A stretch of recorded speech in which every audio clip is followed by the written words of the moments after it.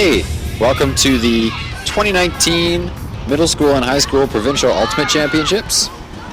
My name is Hugh Wachenko. Beside me, I have Corey Draper. Hey, everyone. So here we are today on Sunday, 26th. And right now we have the middle school final happening right now. It's already 1-0 for SJR. SJR is in green, and we have Lincoln in white. The SJR Eagles and the Lincoln Lasers. And that looks like a point celebrated by Lincoln. Lincoln's already starting to walk away. SJR is standing there looking for answers. It looks like both teams have agreed to the point, so that would mean the score is now tied. It's now 1-1 between Lincoln and SJR. Check 1-2. There we go. We're just waiting for a couple of players' lists in order so we know who's talking, so we know who we're talking about. Those haven't come yet to us, so we'll hopefully get those as soon as possible so we can give you some names and we can tell you who's making plays and whatnot. But for now, we're just going to have to just comment on how the play is going on its own as opposed to giving you some specific names. Oh, hey, we got one.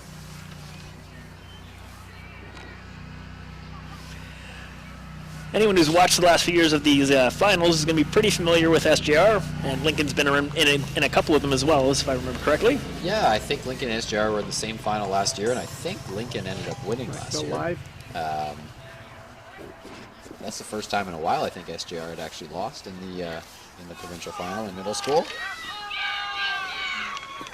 There goes the pull from Lincoln.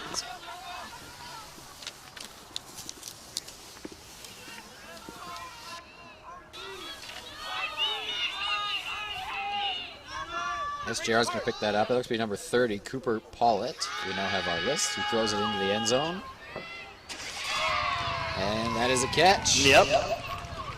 Just looking for the number, but SJR has definitely scored the point, which would make the score 2-1 for SJR. Yeah. That looks to be number 35, Lachlan Denardi. Gotcha. So that would be Paulett to Denardi for the score, which means it is 2-1 for SJR. SJR in green, Lincoln in white. We're likely to be saying Cooper's name a lot. Someone I've recognized over the last couple of years, came up through the Winnipeg Youth Ultimate League, and has already made an impression at provincial tryouts earlier in the month. And yeah, he's just a great kid and a really good player. It's always great when you hear someone making some waves at such a young age. Obviously, if he's in middle school, he is no older than grade 8, so that means he still has 4 more years to play at in this tournament at least. So he's certainly got a lot more time to make a name for himself. For sure. We got to catch the number on the pink tutu out there in Lincoln. That's some old school spirit happening from the early 90s of Ultimate. Pretty common thing to see that. Interested to see in the finals, but good thing he's having fun with it. It looks like number 29, which I have, is Caden RH. So that shout out to Caden RH, I guess, for the pink tutu. Oh. That's going to be scooped out of the air by Denardi. That huck by Lincoln, so SJR now has the disc. That was number 10, Connor Minish, with a huck to number 17, Ryan Marshall. That did not connect, which means that's a turnover for SJR, and Lincoln is going to pick up the disc and start at the front of their own end zone. Yeah, of course, this game is going to be a lot of long throws, a lot of long attempts. Not necessarily that many completions, but field position is important too. Oh, and there's a pass off the hands of, that was number 29, Caden RH. Yep, gotcha. So SJR will pick up the disc and try and go up a break. Ooh. Looks like 2 players there going for the disc. I think that's Denardi for SJR. Yeah, SJR's calling a foul there, it looks like. Looks like it's number 16, Nathan MC. Or Mr. Nathan M. for Lincoln. Oh, I thought he was right. I like the right idea. He was trying to get that swing, trying to get it across, use the width of the field instead of just punching it up to save a line. Unfortunately, the throw didn't quite get there. We do have a little bit of wind today for all those who are watching. so there is a bit of a wind actually coming at our backs, and we are watching the game like this, so we'll be going across the field. So hopefully that doesn't affect the game too much. But Lincoln looked to turn it over there, so SJR has picked up the disc to try and get that break back. Ooh. And there it is, caught by number 9, Max Braun. And so that's going to make the score 3-1 for SJR. So SJR has taken a quick break in this game, although in Ultimate, and especially in middle school Ultimate, anything can happen. So this game is very, very far from over. Yeah, with the weather today, it's a bit chilly. Sitting out here, to be honest, and you can feel it. It's whipping across, and you can see the coaches like Lee Davis in the red hoodie running across the field right now. I don't know if that's on the camera or not, but you know, he's bundled up. He's got his winter mitts on. Well, for the coaches, they have to stand around all day. It's the players that don't have to bring as much to keep themselves warm. I was talking to Mr. Lee Davis there before, and he was saying he had to do a couple sprints up the sideline with the kids to try and keep himself warm. So he maybe is doing that right now just to get himself into the game a little bit. Yeah, I went and hid in my car for a while to do some of my work instead of being in the tent because the car was a lot warmer. So there's the pull up by SJR. Oh, that throw from Lincoln, a little ill-advised. Goes up over the head of one of his players. Didn't quite catch the number, and SJR is going to try and extend their lead.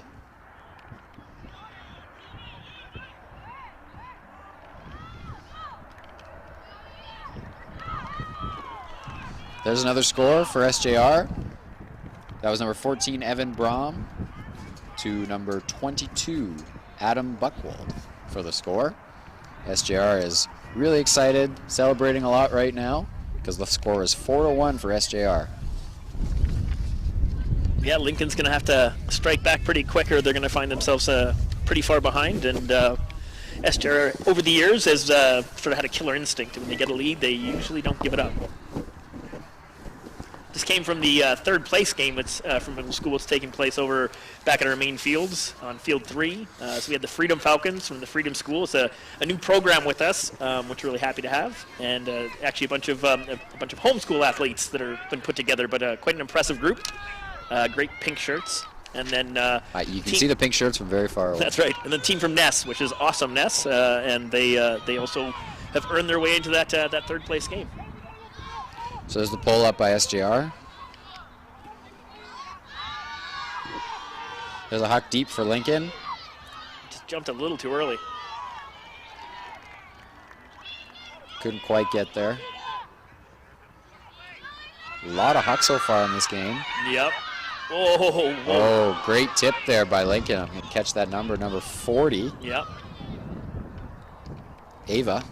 That was a nice D there by Ava. So Lincoln gets another chance to try and get another point on the board.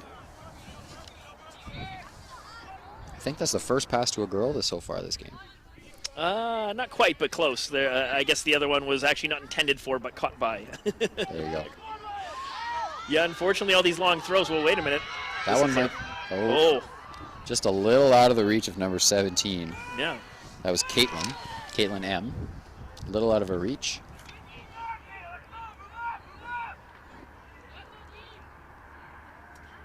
So SJR is going to try again. Little spinorama move. Yeah, I was able to watch some of the SJR Nest game on the first day in pool play, and SJR likes to play a bit of a flood stack or a side stack, as people are calling it. You know, to just create a lot of space. Yeah. And sort of watch how Lincoln maybe tries to adjust to that. Well, that definitely opens up the field. For those who don't understand what a flood stack or a side stack is, that's when a group of the players, the cutters, will come to one sideline, and that'll leave basically the entire field wide open for the cutters to use. So it gives one-on-one matchups for players. And so if a cutter is very skilled or doing really well against their matchup, teams will run that to try and give that player a lot of space to work with and likely get open. So SJR has the disc back. We got number 22, Adam Buchwald again. Somebody in the truck is walking. Passing it over to number 10, Connor Minish. Great forehand. And he throws in the end zone to number 26. That's Nana Banerjee. So now we have 5-1 for SJR. Yeah, timeout I heard called. All right, so I would assume that timeout was called by Lincoln. Yeah, I couldn't tell. Sometimes the coach echoes, so it's hard to Yeah. say. But it would make sense that Lincoln would be the one calling it. Yeah. Although I heard Rob Burns is the one from SJR, but again, I think he was just echoing. Kind of just to step back on that flood stack for a moment. Actually, when I looked at it again, it really kind of looked more like what I guess we call an L stack, because they did have 3 handlers across, and then the beam cutters on the side, which creates even more space. Okay, listen for your line. Ewan, Cooper, Lauren, Nolan, Try and work it up and keep it, Flo. keep a lot of space. And hopefully make that first at the disc, and then there's lots of options from there to continue it up the field or reset back to the handlers.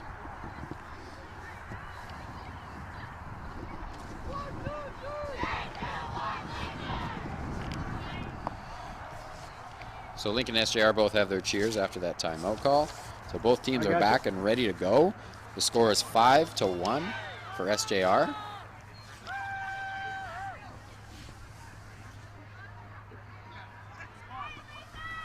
The entire tournament's mainly taking place over on the IJL Ultimate Fields and then some of the rugby fields here at Maple Grove. And then just for the purpose of this game, for the filming, it's just a better setup for us with this the angle and stuff. The final fields here, so for middle school and high school, happening on what would be called Rugby Field 1. We like to call it Field 17, or pardon me, Field 18, in the course of how we lay out the Ultimate Fields here. We certainly know that the guys and girls here at Big Day Media would be able to make anything work. That's right. But we want to make it a little bit easier on them. That's a quick turnover there from Lincoln. Yeah, right in front of their end zone. That's a tough one.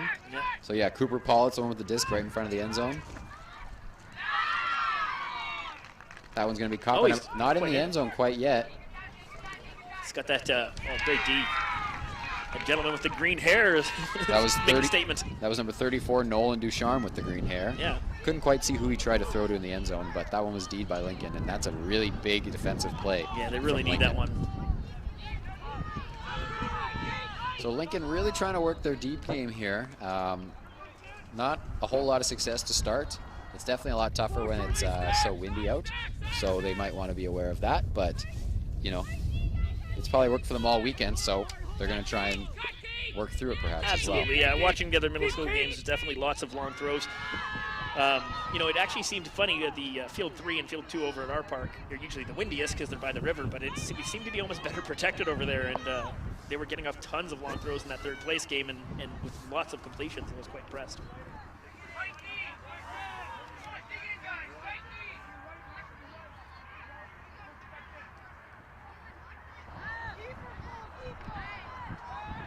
So a quick turnover there from Lincoln again.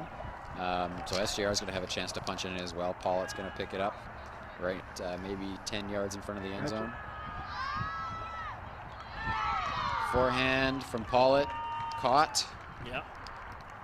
Didn't quite catch the number. I think that was number 15, Rachel Graham, but I'm not totally scored, sure. Right? They were over the Regardless, it is now 6-1 for SJR. So SJR jumping on Lincoln very early in this game. It was we're too far away to really say for sure, but it's interesting on the initial turnover.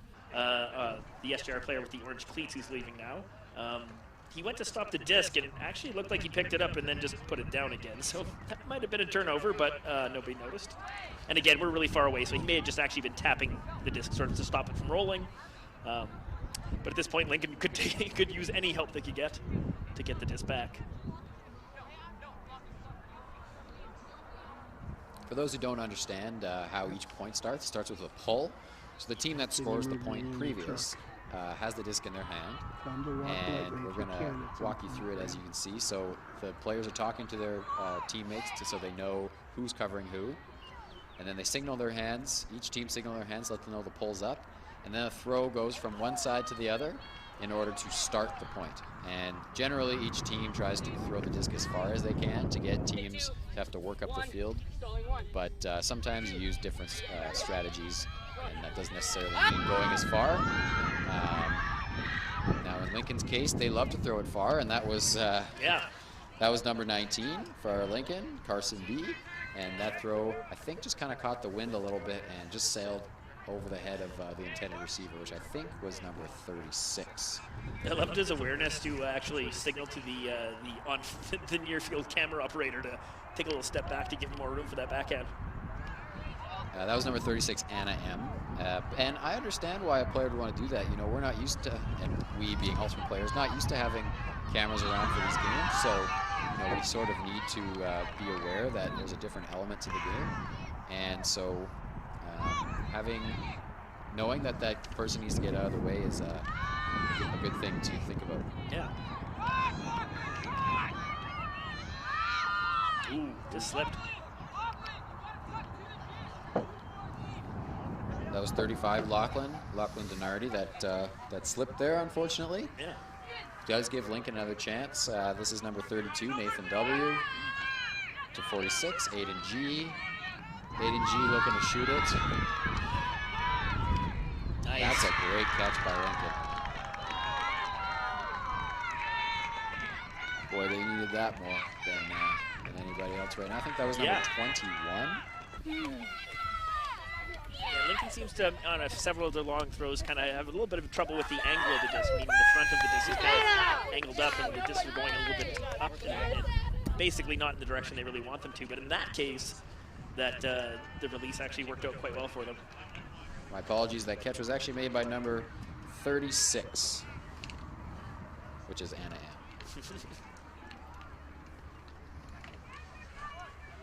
Well, we had a beautiful day yesterday after some, quite a bit of rain Friday. We got quite lucky, and the forecast kind of cleared up for us. And Saturday was a hot, sunny day. Not so hot, but definitely a nice, beautiful day. And overall, I think we've gotten lucky today as well. Actually, if you look to our right, you can see a ton of blue sky Oh there. yeah, hey, where's that? Could have used that this morning. But at least it wasn't as wet as it could have been, and it didn't rain much this morning, and it stopped pretty early. White scored.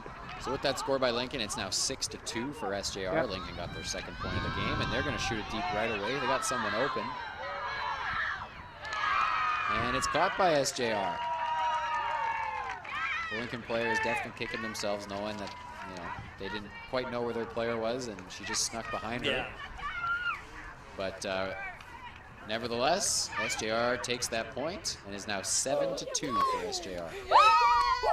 So some people might wonder, with all these long throws, why doesn't the defense just all hang out in the end zone to stop those throws? And, part of that's part of the long-term athlete development rule that we put in place several years ago, 6 or 7 or 8 years ago now, to prevent zone from being played, to develop better individual skills for the middle school athletes, and so that requires them to sort of actively guard somebody and stay within a reasonable amount of space, 3 meters, and they can't use some of the tactics that you'd see in a high school game. So some of what we call poaching the lanes, or playing deep, playing a zone defense, and these different things. We used to play zone in middle school, and I think if I was able to show you footage from that, most of the games kind of looked like ping pong, so to speak. The disc was just sort of being turned over back and forth over and over again with crowds of people around the disc, and it just wasn't helping to develop cutting skills or defending skills, and limiting the amount of people that were touching the disc. Poaching, for those who don't understand, is when someone stands in the way of where the throw is going to go while not guarding their player. So some of that ultimate lingo just gets thrown around like it's common knowledge for everybody else, but that's right. Just to make sure that everyone knows what we're talking about.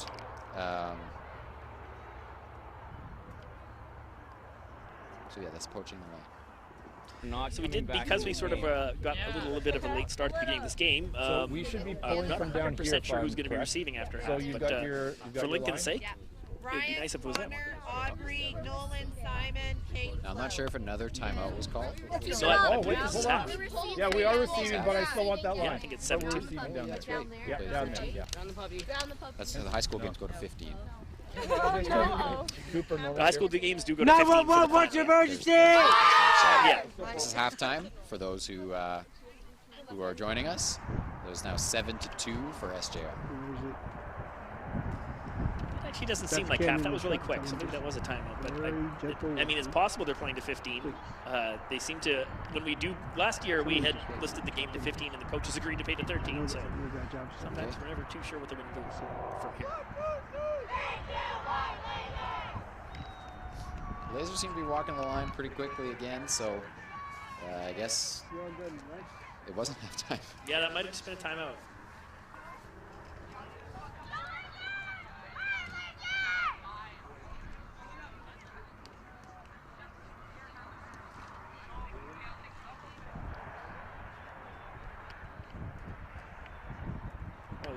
be remiss if we didn't thank Independent Jewelers for another year of support. Absolutely. And help with all these things like our park, some of the renovations we've done, and also obviously the filming of this game and the broadcast. That comes through the support from a great local company, and this has been such a big supporter of not only the Mods Adult League, but also our junior school provincials here, and it's really thankful to have a strong company like that in our corner. Yes, they do have some really, really nice jewelry there. Some nice watches, some really nice stuff. So, and Mods members do get a discount, so keep that in mind. also, I do believe that was half because Lincoln has quickly pulled to SJR, and yes, Lincoln did not score that last point. So, that was halftime, just very, very quickly. I guess they decided to play right through it. Whoa. Wow. Nolan Ducharme had a really good effort there on that second chance. But couldn't quite get there, so number 19, Carson B, throws it over number 46, Aiden G. But Aiden's throw gets D'd there by SJR.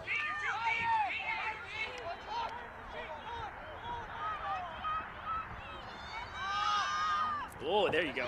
That's a great D by number 39, Michaela L. Yeah, you could really see her just increasing her speed right at the very end, just as the SJR player was slowing down just a bit to catch the disc. It was sort of a natural tendency.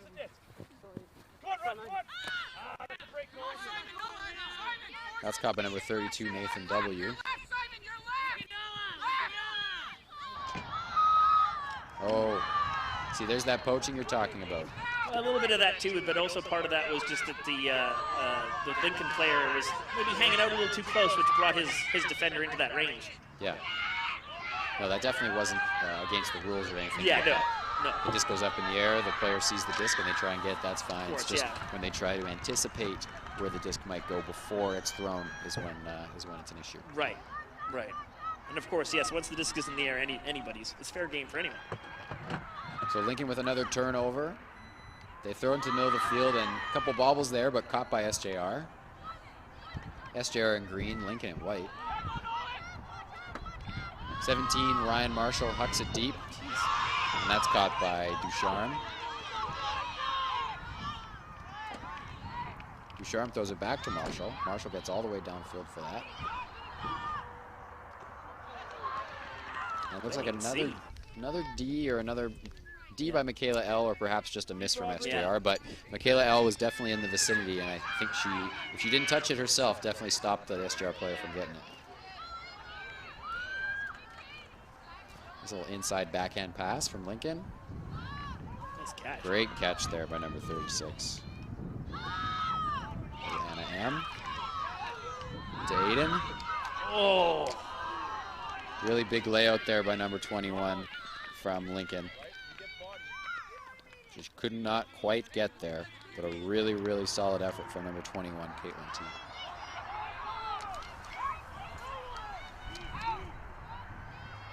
So SJR now has the disc again. I think that disc might have been tipped coming out of the hands. Regardless, it was not caught by SJR. So Lincoln now picks it up and has a chance to get themselves back in this game. Yes.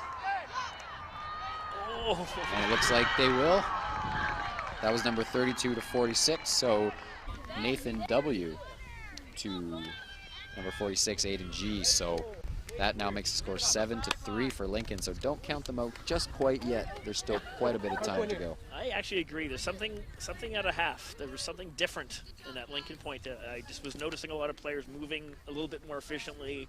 They just looked more confident. Maybe it's just a great halftime speech, but I certainly feel like there's something about that point where it just seemed like they were more ready to go and maybe more capable of putting up a good fight against a really strong SJR team that just continually pumps out players year after year after year, and just the legacy of their school now. That if you're a student at the school, wanting to play for their ultimate team is pretty high on your priority list. Don't forget, this was a team, Lincoln, that won this game last year, so they know what lots of these players, I'm sure, are returning, so they know what it takes to win the whole thing. Absolutely, and I really apologize because I even forget at this point, but the whole Back to Snow tournament hosted in the fall by SJR. Also, I believe, well, actually, if I get it correct, actually, I think it was the Seattle team that actually won the tournament. but I think it was Lincoln they beat in the finals. I could be wrong on that. Okay. Again, my apologies for not having that information in front of me. I usually know the stuff off the top of my head, but Pollitt I was out of town, so that's my excuse. Pollitt with a big forehand rip, Nice. and that's a goal. Big claps from SJR. They Yep. know that was a big point. They want to try and stifle the Lincoln momentum as quickly as possible, so they knew that point was really important. That's right. And that was number 35, Lachlan Denardi with the catch. So the score is now 8-3 for SJR. It's a bit surprising that we're not sort of maybe seeing a few more points that are getting a bit longer with a bit more turnovers. Of course, on Lincoln's side, they sort of want to score quickly because they, need to make sure they don't run out of time at the end of the game to come back. But just in general, pretty impressive with the wind and everything that, that they are, for the most part, having a fairly high completion rate, even though they're going to some pretty risky throws. Like those long throws aren't the highest percentage, but they're actually catching a lot of them. That's one of the things about Ultimate is if that disc is in the air and it's not coming down too fast, there's a lot of time for players to get in there to catch it. So the disc could get tipped, the disc could just hang for a little bit longer than you expect. So give the players a lot of credit because they do a really good job of getting to the spaces where the disc is falling and making those plays. Yeah, faster without the zoom. Oh, Oh, that was risky. Denardi almost ran through that one, just missed it. There's a lot of pressure from the D here. 27 on Lincoln, really. Oh, and there's a block by Denardi. He got his block, the one he missed before. He knew he wanted it real bad after that. That was 27, Kai S. with the disc.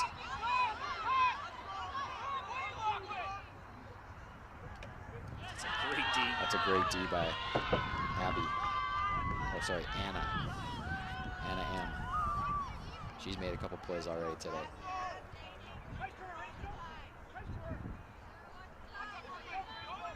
And then a good setup cut on that. She's showing a lot of skill here.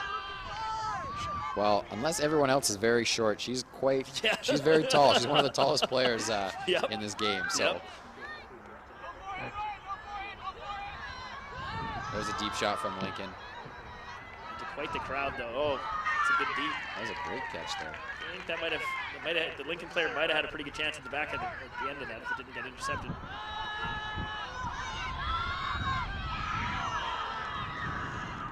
Denardi trying to catch that one. Couldn't quite do it.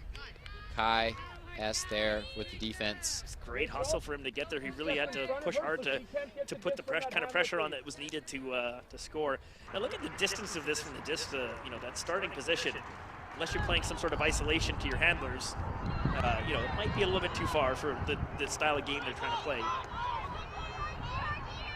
So Cutter's going to need to get a little bit closer to the disc Yeah. in order to make those Exactly. throws a bit more realistic. We already know they're going to Well, throw it he's moving long, a lot, so the the cutters trailer. can make it easier on the handlers by starting a little closer. I'm sure it's necessary. It's still very, very shaky. SJR trying to call an end zone stack. Number 10, Connor Minish directing traffic. Throws it up, but can't quite get one of his players to catch it. So Carson B for Lincoln's going to pick it up. This is one of those longer points you're talking about. Yeah, it is. It is. This is an example too where we're seeing. Yeah, there we go. Number 35 from Lincoln's. Just by being in the position he was in, was kind of taking away about half the throwing lane. I think Anna just did a fake throw without the disc. The no disc fake. Yeah. It's popular. Oh, Oh. Nice catch there by Kai. Oh, Back to Anna. Love that reset. Good throw. Back to Carson. Carson winding up. Did the other? Oh, that's another one. The no disc fake. You can hear the Lincoln coach imploring his players that they're already too deep. They need to come back under and shorten up this field a bit for their handlers. Can't blame them though. They just want to get in that end zone and score. Of course, yeah. There's a deep puck from Carson B that Yeah. just kind of gets caught in the wind and sails out of bounds on him. Yeah, it didn't have much of a chance. He accidentally turned it over before he really ever released it. SJR is also stacking quite deep.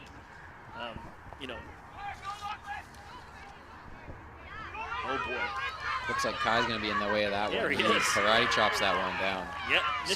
Initially he looked like he was going to get beat, just on that long run, but Looked like that disc just sort of stopped moving. yeah, it died. Yeah. Score is 8-3 for SJR. It's an inside throw again. It's a couple times they've done that. Instead of throwing it up the line, they're getting it up the line, but through an inside break instead of around. Not look shaky with this movement. That's a catch by number 19. I'm trying. The trailer really feels. Well, I guess I feels it.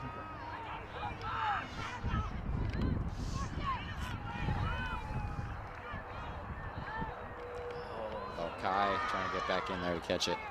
Looks like there might be a, maybe not. I thought he called, yeah. Yep, foul called. To hear someone say it. Whenever I see those high release throws, I'm never too thrilled.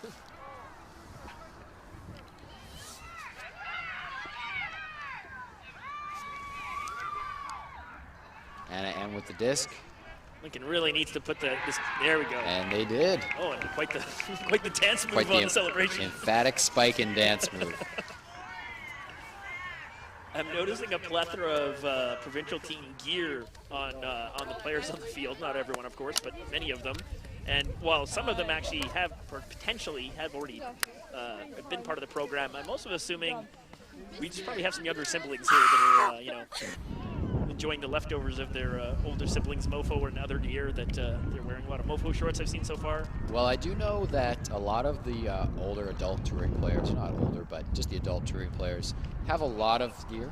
Yeah. Like over the years, you accumulate plenty and plenty of gear. Yeah. So I think what some of the players have done, including myself, is package it up Read and is actually receiving. So if you brought want me it to go to back there, clinics get for me kids, off, I'm Right. still and sort on. of giving it away as prizing because you can give away discs and little mini prizes until the cows come home, but Yeah. all those neat shirts and shorts that have some meaning to some of these kids are really, really, really nice for them. So Absolutely. I think actually it might even come from that. Also, the closet gets a little full sometimes, so you kind of have to get rid of them somehow. That's right.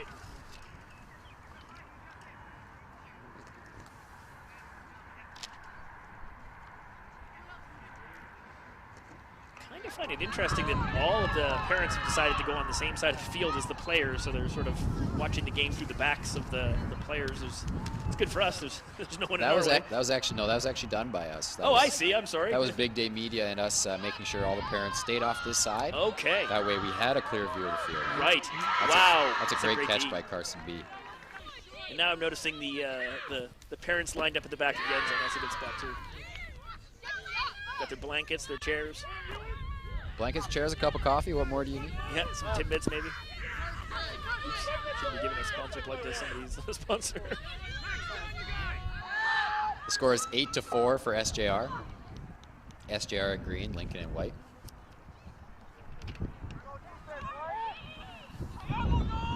He's got to be on their toes here. Cooper can put this if he wants it.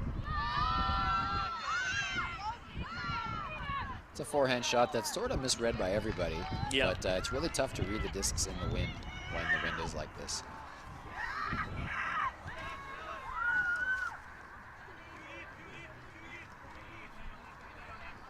You can hear one of their coaches, Rob Burns, telling the players, or the Lincoln coach, pardon me, telling their players that they're a little deep. So you see the players just all move in a little bit closer to the disc. It's really a problem at all levels. You hear it Yeah. all the time in high school. I know I'm yelling it all the time at our high school games, but even with our adult touring teams, we're still talking about it. So you're never too old to be too deep. That was number 9, Max Braun, trying to get the disc there. Couldn't quite grab it, so Lincoln's going to pick it up.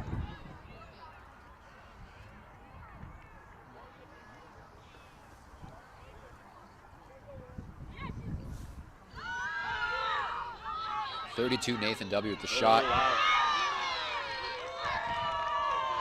I think that was Evan Brom that came in and just swatted that disc out of there. Yep.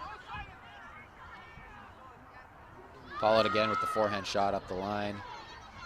Oh, that's a really great throw from Pollard. And you Yep. can see the SJR player with his hands on his head saying, how did I miss that one? Don't worry, Simon Narvi. You'll get the next one.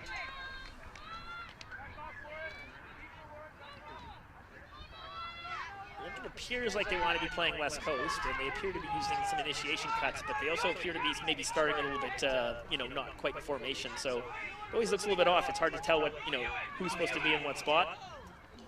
For those who don't know, West Coast is when 3 handlers set up in a line horizontally across the field, and then 4 cutters maybe 10 to 15 yards deeper down the field. Then those handlers set up the same way, so that we have 4 cutters and then 3 handlers. That's what you call West Coast. Although it looks like SJR has scored again, so the score is now 9-4 for SJR. So SJR only has to get to 13 before the game is over. So Lincoln definitely has their work cut out for them here, as 9-4 is a pretty big hole at this point in the game. Keep making Hugh work extra hard by basically saying things that people might not understand. My apologies. Easy with the movement in the truck.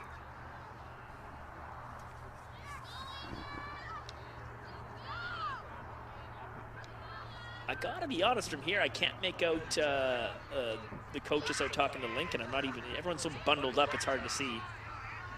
Rob and Lee have been out here so many times, I can kind of spot them from a mile away, but... I believe that's Nick Anderson. that makes sense. Yeah, former Westwood and Lincoln alumni. Oh, definitely a Westwood alumni. Yeah. Pretty sure a Lincoln alumni as Yeah, well. sounds right.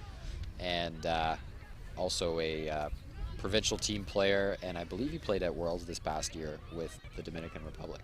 Right.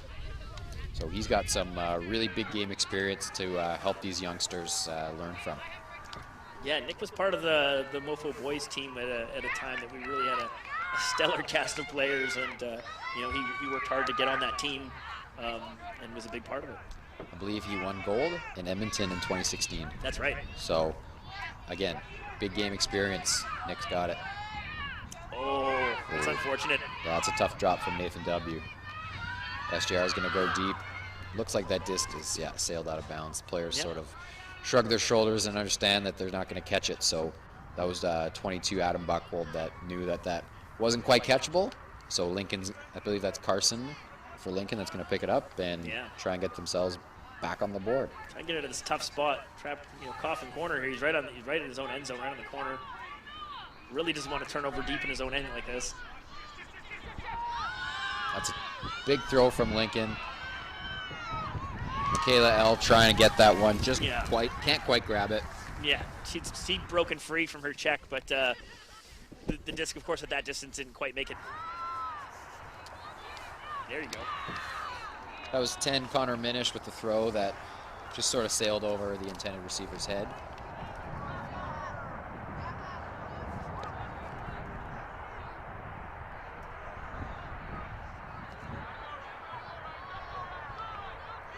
Nice catch by Nathan to redeem himself there.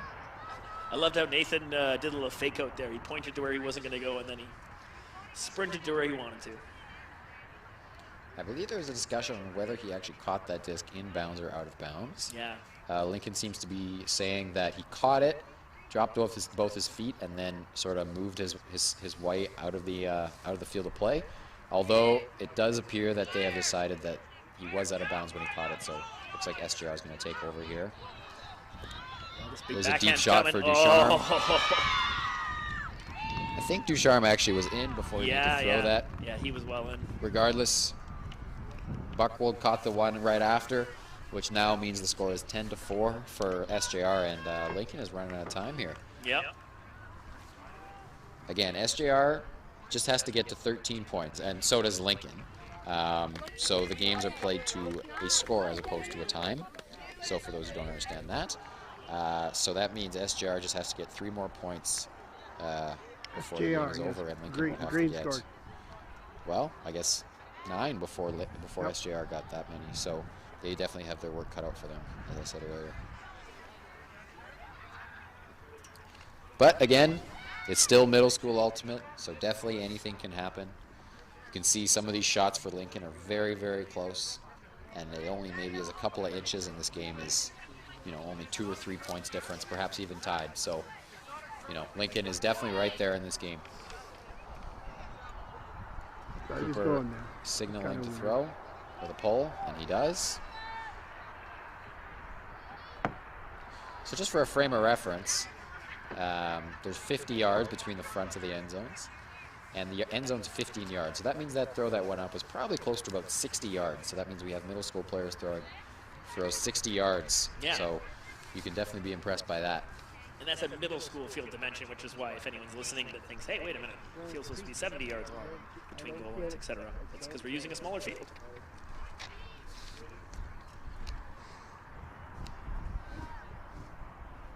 There's number 30, Adam R. with the disc. Yeah, they deke you out a lot of times. He throws that They around gotta go, so backhand. you pull out, they don't go.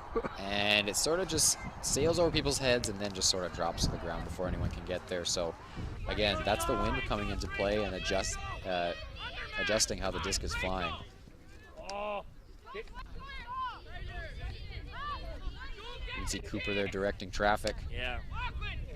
That throw goes right over the hands. Although I do believe that Lincoln has signaled a stall down. Yeah, So- I found that the SJR's secondary handler there was just a little too close trying to make his moves and kind of made it a bit harder to get it to him than it could have been. That's a nice, Nice D from Cooper. yeah, hard to do that when he's on the field. Yeah, I got it. Well, that's another grab by Denardi, who looks to be in the end zone, which means the score is now 11-4 for SJR, and Lincoln might be on their last legs here. Yeah, and it really the release of their own throw there that got intercepted by Cooper. I mean, it looked great until it wasn't, but it was a nice flat forehand. A lot of Lincoln's other throws have been more, rounded, outside in, sometimes actually a little bit too much, and not really flat that can be caught as easily. And but Cooper has got some great instincts and found a way to take that away, and then of course immediately sent it back the other way, and got that basically killing throw that just kind of takes Lincoln into a spot where it would take close. I don't want to say a miracle, but it would take a lot for them to get back in this game. A couple quick points from Lincoln, maybe Yep. a drop or two from SJR, Yeah, and drop pull here or there or something. Or, yeah, anything can happen. But SJR does seem to be dictating the pace of play right now. So Carson B is going to pick up the disc. He looks to be their main handler. And there goes a deep puck. That looks like it's going to sail just over the head. He actually made a really nice read on that, Nathan M. I did think he was going to manage to pull himself into the right spot, but As long as your hand is close to that disc, you have a chance. oh, what a great! Oh my! Wow. What? Too bad we don't have replays in front of us right now because that was pretty incredible. Got tipped right to the other SJR player. And that's just a tough break for Lincoln. Yeah, because when things are going well, they just keep going well. Looks like SJR has caught the point, which means the score is now 12-4. That was number 18, Campbell Currick. It was a little close to the back of the end zone there, but I do believe when she caught it, her feet were inside the end zone. So there was definitely no protest or definitely nothing from Lincoln that would say that they didn't think she scored that. So the point will count, and it's 12-4 for SJR, which means they just need one more point to be the middle school champions of 2019 for the Ultimate Championships. Yeah, they'll try and make room for yet another banner in the gym.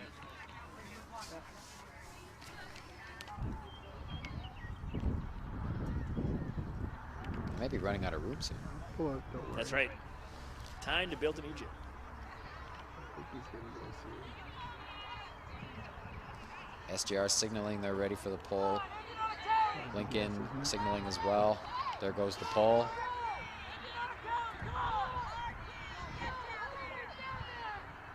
You can hear the SJR players still talking to their teammates, telling them to play hard D. So, you know they're not going to just, think that they've won at 12-4. They're giving Lincoln a lot of credit because they know that Lincoln is capable of doing some things. But SJR, that was number 11, Kate Steinman, with a really nice D there, and that could be the last one they need for this game. Yeah. Lincoln ended up in a pretty tough spot there with having a mark on them in their own end zone. Looks like Cooper Pollitt threw that one away.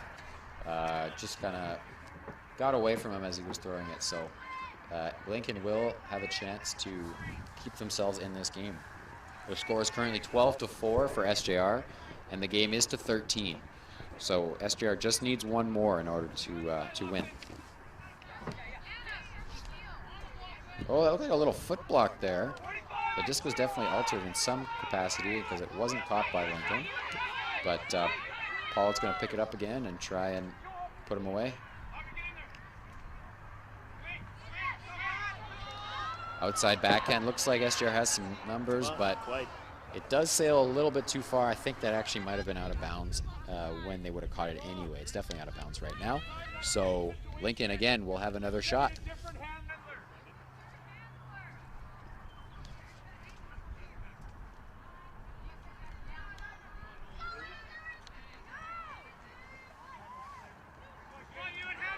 (12-4) for SJR. SJR in green, Lincoln in white. Number 16, Nathan M, kind of doing some stutter steps. Ooh, nice catch. Anna M with the great catch. There's that no disc fake again.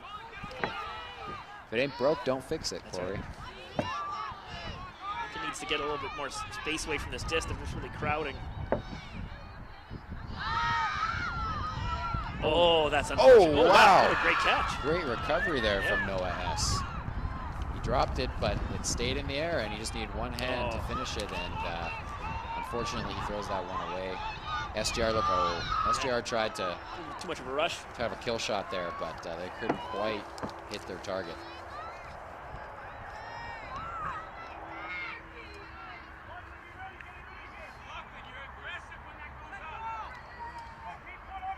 Lincoln seems to like to run that slash off the side with one of the side cutters as a sort of starting point. Ooh, I think.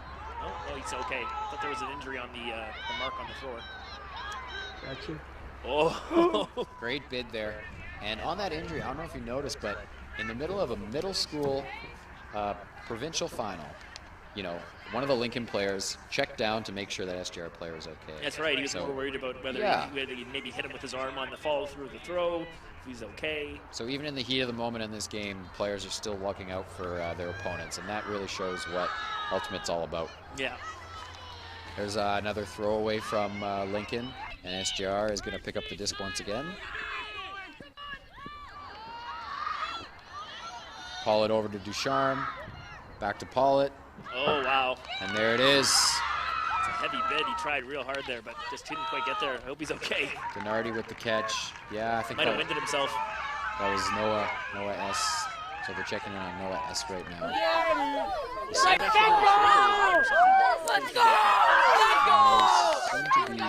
He's getting up anyway. Lincoln players might want to just give him a minute. He's favoring that arm, you can tell. Might be his hand even, and maybe got stepped on or something. It looked like it was just the impact of the ground. He dove past everybody and then just really hit hard. Sort of an unfortunate way to end the winning point of what should be a celebration, but of course at the moment kind of really can't worry about anything else. And I do believe that the coach SJR is going to, Lee Davis is going to check in on that player. Yeah. So SJR has again prevailed. There's 20 teams we had at the in the middle school provincials here this weekend, covering many schools and a lot of great ultimate over the last 2 days. And I guess that's a wrap for the middle school. But SJR in green, the St. John's Ravenscourt Eagles 13, the Lincoln Lasers 4. I do. We had the score might have not made the game seem close, but there were a lot of points where Lincoln had a chance to make some of those catches, and a couple scores that go Lincoln's way don't go SJR's way, and the score is a lot closer, and Lincoln's got a chance to win. So, that's right. 13-4 might seem like a blowout, but based on the way the game was played, it certainly wasn't. No.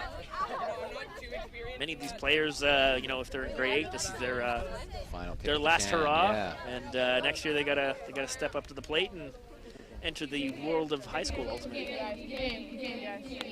And those that go to Lincoln generally go over to Westwood, so Westwood's going to have some players that are going to come their way, and of course SJR, is a school from kindergarten to grade 12, so they're just going to move up into that high school division and play with the same school. Yeah.